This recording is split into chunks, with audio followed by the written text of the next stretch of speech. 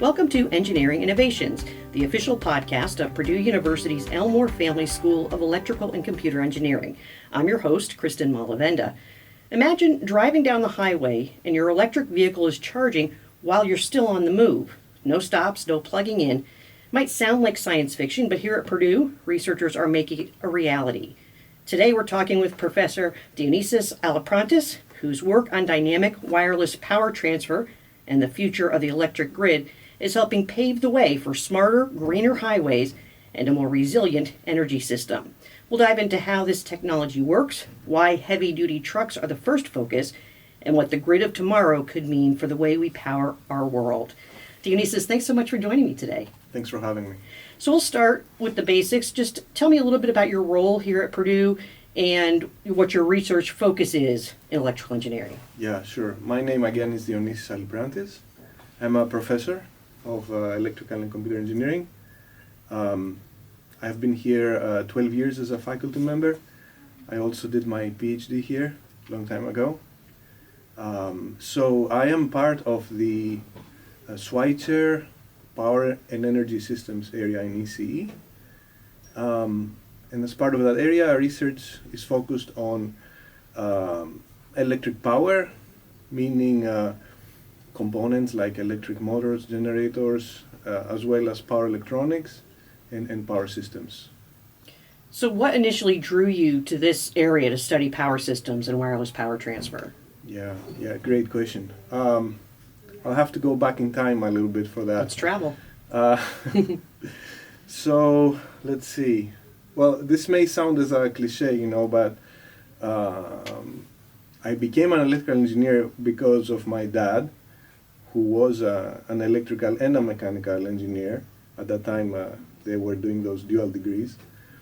So being close to my dad and seeing what he was doing certainly had an influence, at those years.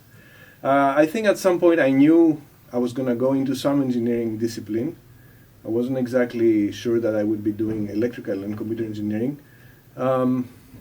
What happened is, in my home country, which is Greece, what you do is when you enter the college is you make a list of possibilities and you rank them. And so I could have become a mechanical engineer or a whatever, civil engineer. I ended up electrical and computer engineer because of my grades, and how well I did in the entrance examination at that time. So why I chose electric power in general, that's another good question. At that time, power was not a trendy topic. Right. Everybody was going into computers and communications. But I thought, power is important. It really is what makes our society run, and I wanted to learn more about it because I understood it is such a fundamental thing to our society. So I was one of the few people back then that followed that track and took all these courses in power systems and electric motors and transformers. And in retrospect, this is probably one of the best decisions that I made in my life. What, for your first areas of research, what were you doing at the beginning? Yeah, so at the beginning, even as an undergraduate student, I was involved in research, and I was working at that time on wind turbines. Okay. So that was in the 90s, and I was exploring a certain type of wind turbine and how to, simulate it on the computer. And at that time, the tools that we had for simulating things on the computer were more rudimentary, more elementary than we have today. But that was a great experience, and that led me to come here. So the background I obtained from my undergraduate studies proved to be invaluable for my career here at Purdue as a PhD student and then as a faculty member. How did you end up at Purdue? Yeah, another great question. So another one of the influences in my life was my uncle. His name was Rocco Aliprantis, and he was a professor at Purdue. Oh. He was a distinguished professor of mathematics and economics. And I guess I realized, hey, I have a family at Purdue. Why not come here? I'll be close to my family. And, also I didn't know that I was going to, become a professor or a faculty member. So I think my uncle had an influence on that. I saw what he was doing as a professor, and I think at the end I decided to follow that As track. opposed to going into industry. Exactly. Yeah. So one of your big things now is dynamic wireless power transfer. Yeah. So you're testing that technology for electric trucks. Can you explain how that works, kind of in terms that everyday people could understand? Yeah, sure. So we've been involved, not just me, but with my colleagues, Steve Pekarik from ECE, and Nadia Gritza from Civil Engineering, and John Haddock, also from Civil Engineers. We have been thinking about this for the last several years, maybe 5 or more. So what is dynamic wireless power transfer? So it's a technology that is very similar to how we charge our cell phones wirelessly. Okay. When we touch them on the wireless thingy there, and we get the juice. But this is meant for vehicles. So there's 2 types of WPT. There is stationary WPT, which is where you charge after you park on top of in your garage on top of a certain pad. Right. And your vehicle has one also underneath, and there is some distance obviously between them, but you can get the power like that. And the dynamic WPT is how you can do this while you're driving, while you're in motion. So there you have multiple of these transmitters, let's call them, on the ground. The scientific term is ground assemblies. And each vehicle has a vehicle assembly, and as it moves on top of these ground assemblies, it receives power on a continuous sort of manner. The physics behind that are not new. They're not like quantum sort of physics. They have been with us for more than 200 years. They're the physics of magnetic induction and magnetism and the magnetic fields. So basically the same physics that govern the operation of transformers, like the ones we use, for electric power systems. Right. The difference being that this transformer is made out of air. There is literally no magnetic material. Oh. And so transferring power through the magnetic field at those relatively large distances is challenging. And what makes it more challenging is how to do it while you're moving, Right. While you're driving, and also the much higher power levels that are involved. We're talking about hundreds of kilowatts of power transfer for the heavy-duty vehicles that we are targeting, which is, thousands of times, if not more, larger than the powers that the cell phones receive while they're touching the transmitter. Yeah. So that makes it quite challenging. So do the vehicles, as they're driving, do they require a special sensor, or is it okay? Yes. There are sensors on the roadway. There are sensors on the vehicles that will, activate the system. So the system is, imagine as all these transmitters, one after the other on the ground. You cannot see them because they're buried several inches below the surface of the road. And so the system activates as you're driving. Think of it like a domino effect. Gotcha. You hit the first and it activates one after the other. So it's not active all the time, and it's radiating and causing harm. Okay. And why did you decide to go with heavy-duty trucks first? Because this is Purdue, and we want to tackle the hardest problems head on. There was many reasons for that. One main reason is that we are funded by the Indiana Department of Transportation, and INDOT has a big interest in traffic that goes through the highways in Indiana, and most of that traffic is freight. Right. As you know, if you drive out on the interstates, it's mostly trucks these days. Absolutely, yeah. And then there are other reasons as well. The main reason is that we have found, or one of the main reasons is that we have found that if you electrify the trucks, it will have a big impact on the total cost of ownership of these fleets. Okay. And so if you can reduce that, and we believe we can with this technology, then it will make transportation much cheaper. Yeah, and these are the types of vehicles that are using the most gasoline and emitting most things into the environment, correct? Yes.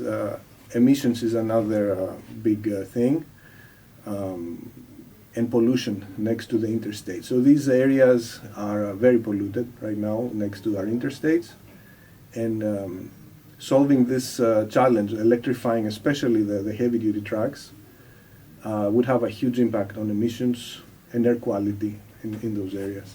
So you have a test bed right now outside of campus. Can you explain how that's working and what data you're getting from that and how you act on that? Sure, yeah. So we have a test bed. It's a unique sort of system. It is 400 meters long. Okay. It's about 400 yards. It has 85 coils or 85 transmitters, one after the other. Okay. It's outside campus, I would say about 3 or 4 miles northwest of here, Okay. between Lindbergh and Cumberland, Okay. if you're familiar with that area. And we constructed that system over the last year or so. The system is operational, meaning we can now transfer power dynamically to vehicles that are equipped with this technology. We have test vehicles that we have developed. Okay. Obviously not your Tesla or your Right. normal EV. And it is designed to power up to 200 kilowatts for each vehicle. Now that power level is sufficient. It's designed for heavy-duty vehicles, of course.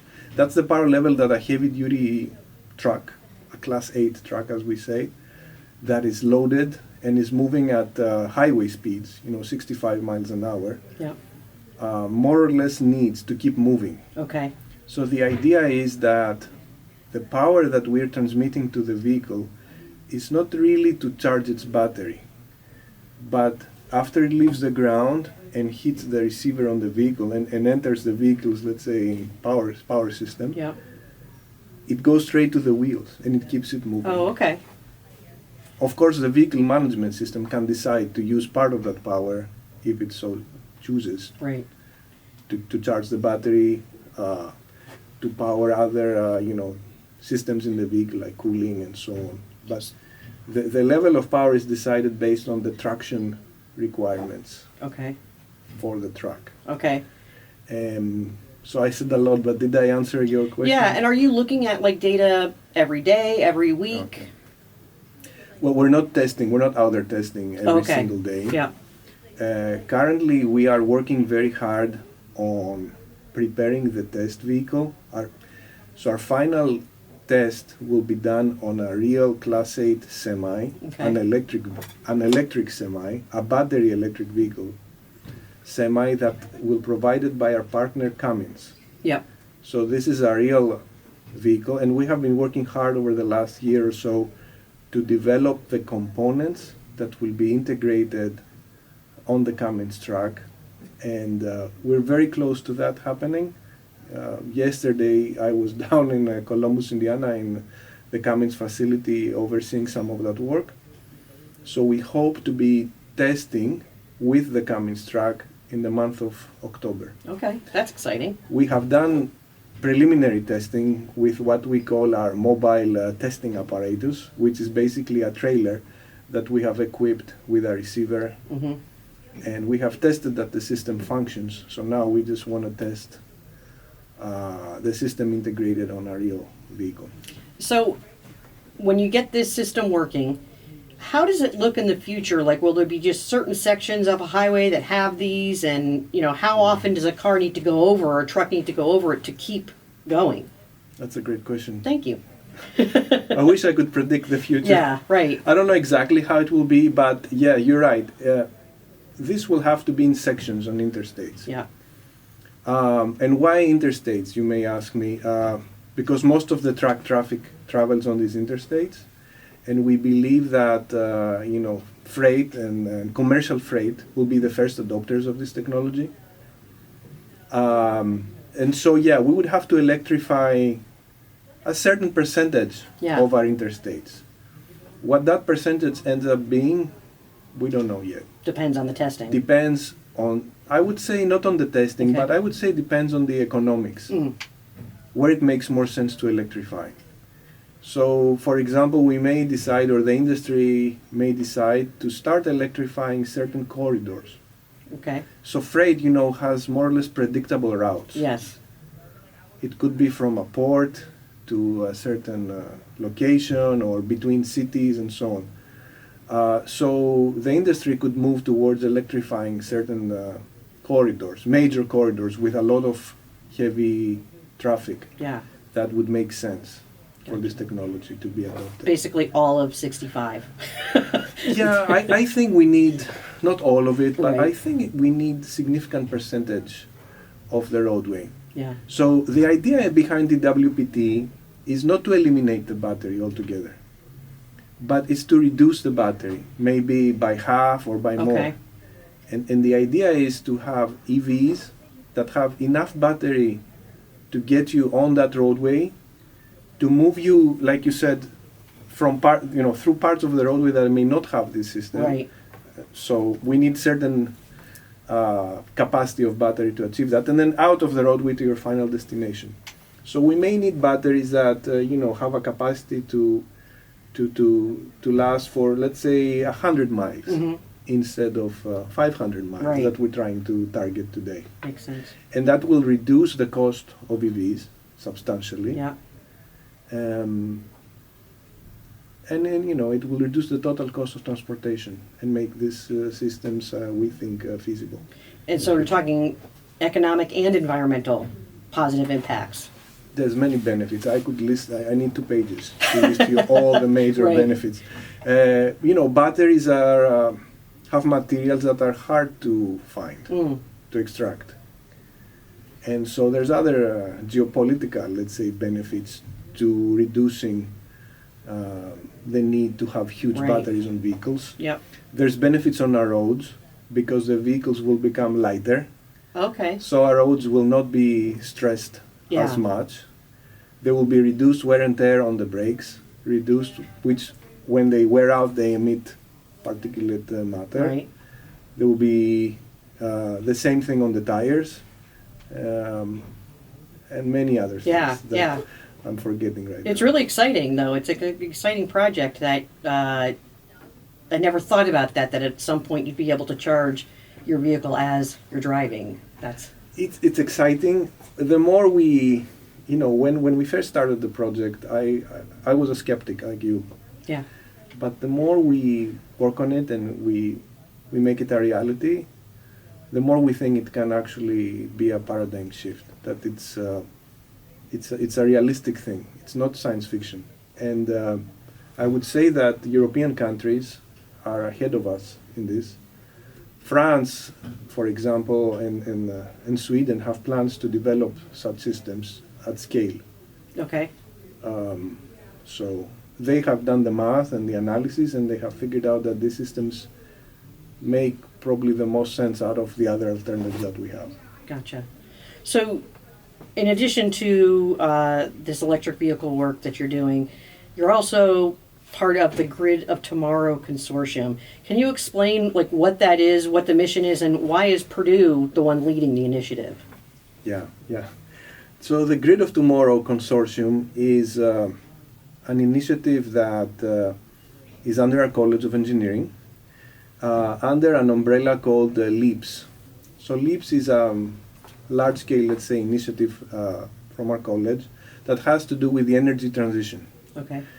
And one of the components of the energy transition, like nuclear or other things, is the electric grid. And so we have started this consortium. The mission is to two things, basically: to lead research that could help advance the grid so that it can meet the new challenges that we have. And the second part of our mission is to bolster the workforce development in this general scientific area. So like of power training systems. students and engineers that have the skills to do that. Exactly. Because there's tremendous need for trained engineers that will help us solve all these challenges that we're facing as we're transitioning our energy systems. What are the biggest demands on the energy systems right now? Maybe the biggest concerns and strains? Well, the biggest in terms of strains or let's say megawatts or gigawatts are the data centers that are coming online. Okay. So specifically data centers related to AI. So these data centers draw huge amounts of power, Okay. like unbelievably high. For example, a data center could draw as much power as a power plant is producing. Oh, wow. So this, as you can imagine, this causes many different issues on the power grid. Yeah. Of course, EVs also becoming new loads. So you have electrification of transportation as a challenge. You have renewables that are, uncertain and have variability that you cannot control. You are integrating new storage, battery energy storage systems in the grid. But with all these things acting together and in harmony, like combining storage with renewables and EVs and orchestrating these resources carefully, Yeah. you can actually have a system that works better, that is provides electricity to customers more affordably and more reliably. So when you mentioned that when you started off with the electric vehicle work you're doing, that you were a skeptic. And I imagine that's part of what makes you a good researcher, because you have a lot of questions about things. So when you're working with PhD students or taking PhD students on, what qualities do you look for in them that you think will make them a good fit for your work? Oh boy, I'm not a good recruiter, I can tell you this. But I think a good PhD student should have an open mind, should have a critical way of thinking and of questioning things, and of questioning the status quo, and of questioning what is written in papers. And I would like, the ideal PhD student is somebody who is given a problem and comes back in 1 or 2 months with some progress and some solution. But obviously in terms of skills, we want students that are good with programming and hands-on experiences in building stuff, and obviously a lot of different things. So a lot of what engineering is failures, right? Yeah. And you learn from them. And sometimes that can be a real roadblock or devastation for students. How do you teach them to navigate around that?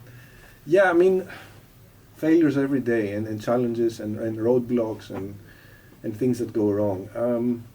I think the best way to teach them is by becoming, some kind of role model. How you, as a leader, let's say, of your research group, react to these situations. Keep your calm and try to find solutions, and don't get disappointed, and just keep pushing forward. Perseverance. Perseverance, yeah. So you mentioned your dad and your uncle, and I'm sure that you had other mentors throughout your career. How do you view your role with your students or other professionals as like younger faculty members of being a mentor? Yeah, mentoring is very important. Like you said, I've had several mentors in my career. I try to do the same for my students and other people, from that I meet in conferences that I'm connected with professionally. It's just an important part. Everybody should have mentors. I have my own mentors that I seek help whenever I'm frustrated. But it's important for everybody to mentor somebody else. Like if you're an undergraduate student or just starting college at Purdue, you could be the mentor to your younger cousin. Right. Or, Yeah. kids in high school. Right. So there's always this. And from the mentee perspective, you have to be willing to accept the help and to ask for help when you need it, which some people sometimes struggle with. Yeah, mentors and mentees is a challenging relationship. I would say it's a lifelong thing. Mm-hmm. It needs respect. You need to earn your mentor's respect, and I think vice versa. And there's a lot of things that need to go right for a good mentoring relationship. So you're in the lab, on the road a lot of the time. When you're not doing that, when you're away from work, what do you like to do to maybe relax or just have fun? Yeah, well, I have a family, Yep. which takes up most of my free time. I have 2 kids. Other than that, I like to read books. I like to read mostly biographies. Oh, okay. I find those fascinating. About all different kinds of people, or specifically about like STEM people? All kinds of people, like military people, Mm-hmm. Politicians. They just open the windows, and I can see by reading these biographies how people lived Yeah. 200 years ago, or through letters, and you read in more detail Yeah. the way of life. You learn how the way of life was back then, and you appreciate how we live today, Absolutely. and how different it is. And I also like to play keyboard. Oh, okay. A little bit. You should have brought him today. When I like to play my favorite 80s songs, but when nobody's around. I got you. I got in you. my basement. Do you see any engineering leanings in your kids? Like, do you think any of them are going to follow in your footsteps, either of them? I think definitely my son. Yeah. All he likes to do is code. Okay. From the moment he wakes up until he goes to bed. So yeah, maybe my daughter doesn't want to become an engineer because she sees how hard I work. Yeah, it is a lot of hard work. It is a lot hard. But I think that one thing people don't really understand is you're having an impact on everyday people. People I think have the stereotypical view of engineers in a lab, just working away. But when you see the impact of your work, that's got to be gratifying. Impact is a key word. It is what I think about every day. So impact can come in many forms. Most of the faculty think of impact as writing papers, Mm-hmm. but you can have impact by affecting other people's careers, by being the professor, in a classroom setting, by opening up new windows to them. I've had people come to me in conferences that tell me, hey, I took your class, in 2009, and I became a power engineer. That's nice. And that's because of you, and that's very nice. But you can also have impact by working on projects like ours, like large-scale testbed kind of projects. These are very challenging things to set up, and I'm very lucky to have great colleagues. We work together as a team because I couldn't have accomplished this testbed or manage it by myself. Right. We have great students, great colleagues. And these are hugely impactful things because they can affect not only research, but they affect things like standards, technical standards. Mm-hmm. Like, for example, we're working closely with the Society of Automotive Engineers, SAE, Mm-hmm. to develop the new standard for dynamic wireless power transfer. We're in that group. And the data that we will collect from the test bed will have an impact because it will be used to develop this standard. So yeah, impact is one of the main things that I question every day is what I'm doing impactful, and in what way, and how can I make it more impactful.